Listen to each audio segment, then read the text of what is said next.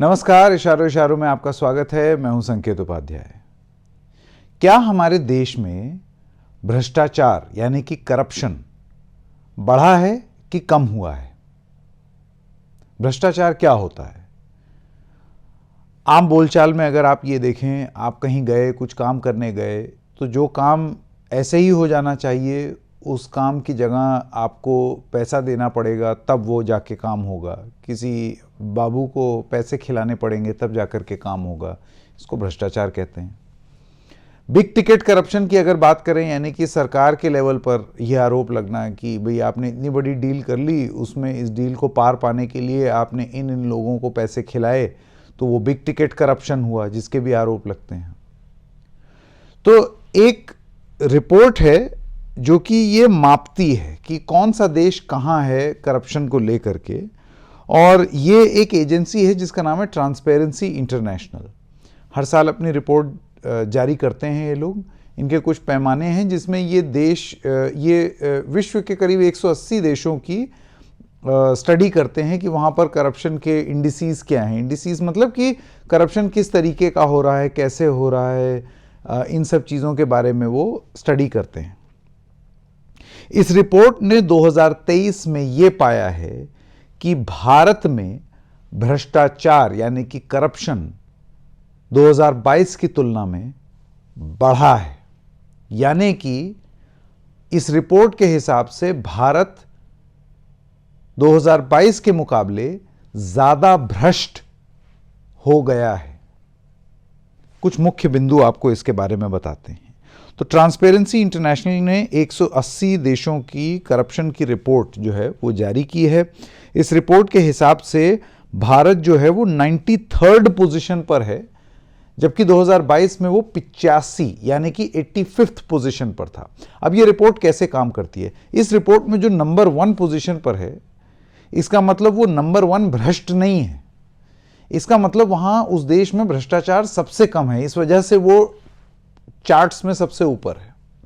यानी कि अगर हम 2022 में 85 पोजीशन पर थे, 85th पोजीशन पर थे, और अब हम 93rd पोजीशन पे आ गए हैं, यानी कि हमारी रैंकिंग पीछे गई है, यानी कि हम ज्यादा भ्रष्ट हो गए हैं इस रिपोर्ट के हिसाब से। 180 देश हैं इसमें। अब इस रिपोर्ट के मुताबिक जो चीन है वो 76वें स्थान पर है, यानी कि वो इस रिपोर्ट के हिसाब से भारत से कुछ कम भ्रष्ट है। भ्रष्टाचार वहां पर भी है, लेकिन भारत से कम है इस रिपोर्ट के हिसाब से। तुलना तो नहीं करनी चाहिए, लेकिन बगल के पाकिस्तान की अगर आप हाल लें तो 133वें नंबर पर पाकिस्तान है, और सबसे भ्रष्ट देश जो है वो सोमालिया है 180वें नंबर पर, यानी कि लास्ट सोमालिया है। हम लोग 85 पे थे पिछले साल, और अब हम 93rd पोजीशन पर आ गए हैं, यानी कि हम लोग एक साल में थोड़ा ज़्यादा भ्रष्ट हुए हैं बतौर देश। ये ट्रांसपेरेंसी इंटरनेशनल कहता है।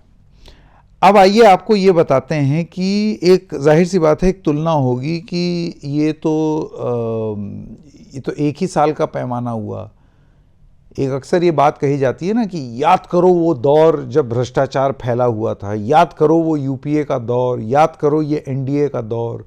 तो अगर ऐसे 10 साल से 10 साल का कंपैरिजन, क्योंकि अब हम कर सकते हैं, क्योंकि यूपीए के 10 साल थे 2004 से 2014, और अब एनडीए के 10 साल हो गए 2014 से 2024। ठीक है, तो अगर आप इसकी तुलना करें तो वो आंकड़े भी ट्रांसपेरेंसी इंटरनेशनल के सामने हैं। 2005 में हम 28वें पोजीशन पे थे, 88। 2006 में हम 70 पर आए, यानी कि ट्रांसपेरेंसी इंटरनेशनल के हिसाब से करप्शन कम हुआ। 2007 में 72 हुए, 2008 में 85 हुए, 2009 में 84 हुए, 2010 में 91 पोजीशन पर आ गए, 2011 में 95 हमारी पोजीशन हो गई। ये याद कीजिए वो दौर है जब 2G, 3G, कोलगेट, हर तरीके के घोटाले के बारे में बात हो रही थी। उसके बाद 2011 में 95th पोजीशन, 2012 और 13 में 94th पोजीशन हम लोगों की रही। 2014 में ये घट के 85 हुआ, 2015 में 76, यहां मोदी सरकार आ गई।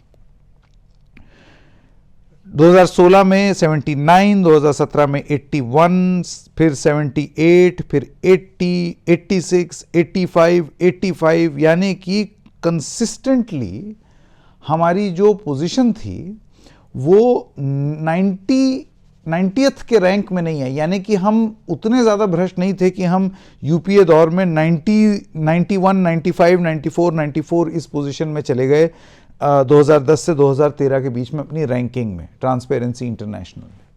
क्योंकि एक तर्क अब ये दिया जाता है कुछ लोगों से, अगर आप सरकार में बात करें तो ये कहते हैं ये रिपोर्ट ही फर्जी है, ये रिपोर्ट जो है वो सही तरीके से पैमाने नहीं लेती। तो भाई तब तो आप इस रिपोर्ट का बड़ा हवाला देते थे जब यूपीए सरकार के दौरान ये 2010 से 2013 में यूपीए सरकार को ज़्यादा भ्रष्ट दिखाती थी। तो फिर ये मोदी राज में 2014 से लेकर के 2022 तक 85 से ये 78 के बीच में रही, यानी कि 78 to 85 हमारी रैंकिंग हमेशा रही है ट्रांसपेरेंसी इंटरनेशनल में पिछले 9 साल में। और 2023 में पहली बार मोदी शासन में पहली बार हम 93rd पोजीशन पे चले गए, यानी कि हम उस रेंज में चले गए जिसमें यूपीए सरकार थी अपने भ्रष्टतम फेज में, यानी कि 2010 से 2013 के बीच में। याद कीजिए वो दौर, भ्रष्टाचार को लेकर के कितना आंदोलन हो रहा था। तो उस समय यूपीए की सरकार 91 से 94 की रेंज में थी। 2023 में मोदी सरकार के 9 साल पूरे होने पर ट्रांसपेरेंसी इंटरनेशनल के हिसाब से हम वहीं पहुंच गए हैं, बिल्कुल उसी स्टेज में इस रिपोर्ट के हिसाब से। इसके मायने क्या निकाले जाएं, इसके तर्क क्या निकाले जाएं? क्या मोदी राज में और क्या राज्यों में, अलग अलग राज्यों में, क्योंकि देखिए इसका जो स्टडी करने का तरीका है वो सिर्फ नेशनल लेवल नहीं, स्टेट्स लेवल पर भी होता है। तो क्या पिछले 9 साल में अब एक ऐसी स्थिति हुई है कि भ्रष्टाचार कम होते होते, क्योंकि जैसे अगर आप आंकड़े देखें 2013 में 94th पोजीशन पे थे, मोदी सरकार के आने के बाद 2014 में एकदम से हम 85th पोजीशन पर आ गए, यानी कि भ्रष्टाचार कुछ कम हुआ। हालांकि हमारा जो मीन है, जो एवरेज है, वो 80 से 90 के बीच में ही रहता है, उससे ज़्यादा नीचे नहीं गिरा है।